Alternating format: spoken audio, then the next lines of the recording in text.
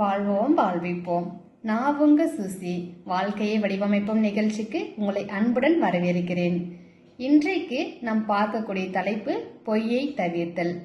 எந்த காலத்திலும் எந்த சூழ்நிலையிலும் பொய்யை விரும்பாதீர்கள். அது சின்ன விஷயமாக இருந்தாலும் சரி, பெரிய விஷயமாக இருந்தாலும் சரி, பொய் சொல்லுதல் கூடாது. பொய்யை தவிர்த்து வாழ்ந்தால் வாழ்வினில் உயர்ந்த நிலையினை அடையலாம் என்று இறைவன் ஞானவெளி மெய்வரால் ஞானசித்தர் அவர்கள் கூறும் அறிவு கருத்தினை அனைவரும் இணைந்து கேட்போம் வாருங்கள். வாழ்வோம் வாழ்விப்போம்.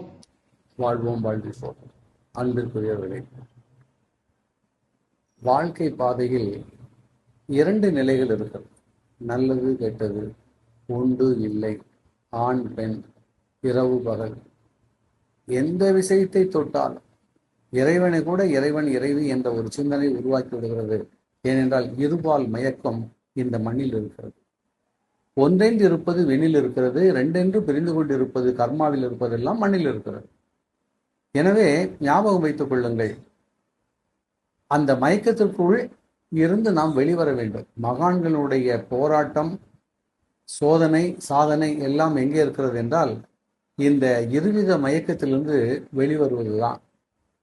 அந்த இருவித மயக்கம் என்ன செய்யும் என்றால் உண்மையை அறிய விடாது. நீங்கள் ஒரு பொருளை கையில் எடுத்து இது உண்மையா என்று சிந்திக்கின்ற பொழுது, உண்மையா என்று கேட்கின்ற பொழுதே அது பொய் இருக்கின்றது என்ற உணர்வை உங்களுக்கு தூண்டுகிறது.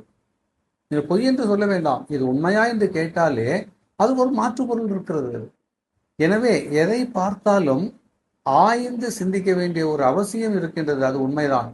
ஆனால் அறிகின்ற பொழுது உண்மையை நோக்கிய அறிவை நாம் செலுத்த வேண்டும்.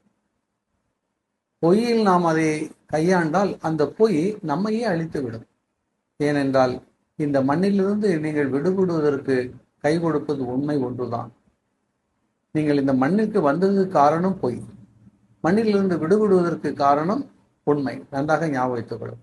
எனவே மீண்டும் பொய்யை கையாண்டு உங்களை மாய்த்துக் கொள்ளாதீர்கள். ஏனென்றால் பொய் விஷம் போன்றது. எந்த காலத்திலும் அதை கைகொள்ளக்கூடாது. எனவே 2ஐ ஒன்றாக்கி பார்க்கக்கூடிய வித்தையை குரு மூலம் கற்றுக்கொள்ளுங்கள். ஒரு பொருளை பார்த்தால் இது உண்மைதான் என்று நிதானிக்கின்ற மனோநிலை, அறிவு தெளிவு, நடுநிலை உங்களுக்கு நிச்சயம் வேண்டும். அந்த வண்ணம் நீங்கள் வாழ ஆரம்பித்தீர்கள் என்றால் வாழ்க்கை அமோக வெற்றியை தந்து மீண்டும் பிறவா நிலை உங்களுக்கு கிடைக்கும். வாழ்வோம் வாழ்வோம்.